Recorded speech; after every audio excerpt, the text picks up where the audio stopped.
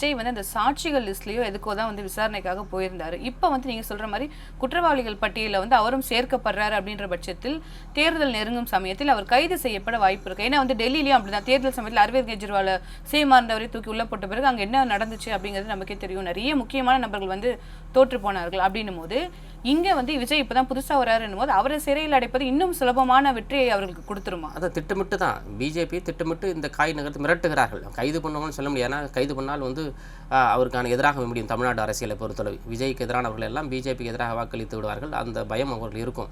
அவர்கள் எப்படியாவது தன் வழிக்கு கொண்டு வர வேண்டும். விஜய் எப்படியாவது வந்து அதிமுக கூட்டணியை கொண்டு வர வேண்டும். அப்படி இல்லை என்று சொன்னால் தனித்து வந்து ஒரு கூட்டணி அமைத்து திமுகவினுடைய வாக்கு வங்கிகளை பிரிக்க வேண்டும். இந்த அஜெண்டாவோட தான் அந்த ஆர்எஸ்எஸ்னுடைய அந்த வந்து அரசியல் வந்து சூத்திரக்காரர்கள்லாம் இன்றைக்கி வந்து தமிழகத்தில் வந்து களமாடிட்டு இருக்காங்க. அப்படி தான் விஜய் வந்து அவர்கள் காய் நகர்த்துகிறார்கள். கொஞ்சம் கொஞ்சமாக இன்றைக்கி வந்து விஜய் வந்து அரசியலிலிருந்தே ஓரங்கட்டப்படக்கூடிய அளவிற்கு இன்றைக்கி வந்து அவர் வந்து மன உளைச்சல் ஆக வேண்டிய சூழல் இன்றைக்கி இருக்கிறது.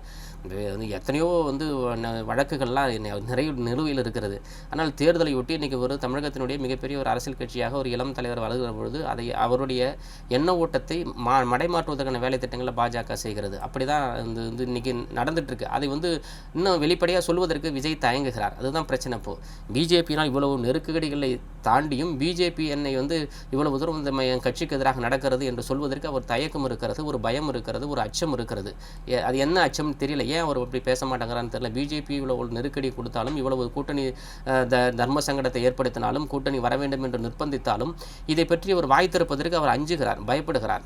அது வெளிப்படையாக பேசினார்னா மக்கள் தெரிஞ்சிடும், விஜயனுடைய நிலைப்பாடு என்னன்னு தெரிஞ்சிடும். அந்த அரசியல் தான் இன்றைக்கி வந்து விஜயனுடைய வந்து மிகப்பெரிய பின்னடைவுக்கு காரணம். அவர் வெளிப்படைத்தன்மை பேசாதது, பிஜேபியை பற்றி வந்து வெளிப்படைத்தன்மையாக பேசாதது தான் இன்றைக்கி விஜயனுடைய பெரிய வந்து இழப்பாக போய் கொண்டிருக்கிறது. அந்த இழப்பு தான் இன்றைக்கி வந்து சிபிஐ வளையத்தில் அவரை வேண்டுமென்றே சிக்க வைக்கப்பட்டிருக்கிறார். யாருமே சிக்க வைக்கல. தமிழக அரசு திட்டமிட்டே வந்து நகர்த்தல. அது அவர்களே தன்னுடைய தலையில் மண்ணை வாரி போட்டு கொண்டார்கள். அந்த மண்ணை வாரி போட்டுக்கொண்டு இன்றைக்கி வந்து அதற்கான பலனை இன்றைக்கி அனுபவித்து கொண்டிருக்கிறார்கள். அவர்கள் வெளியில் வர முடியாது. அவ்வளோ தூரம் வந்து பிஜேபி வந்து இவரை வெளியில் விட்டுற மாட்டாங்க. ஏதோ ஒரு வகையில் லாக் பண்ணி தான் தேர்தல் கூட்டணியோ இல்லை வந்து ஏதாவது ஒரு அசைன்மெண்ட் கொடுத்து தான் அவர்கள் வெளியே அனுப்புவார்கள். அந்த அசைன்மெண்ட்டை நடைமுறைப்படுத்தக்கூடியவர் தான் விஜய் இருப்பார். அதுக்கான சதி திட்டங்கள் தான் இன்றைக்கி வந்து சிபிஐ அலுவலகத்தில் நடந்து கொண்டிருக்கிறது.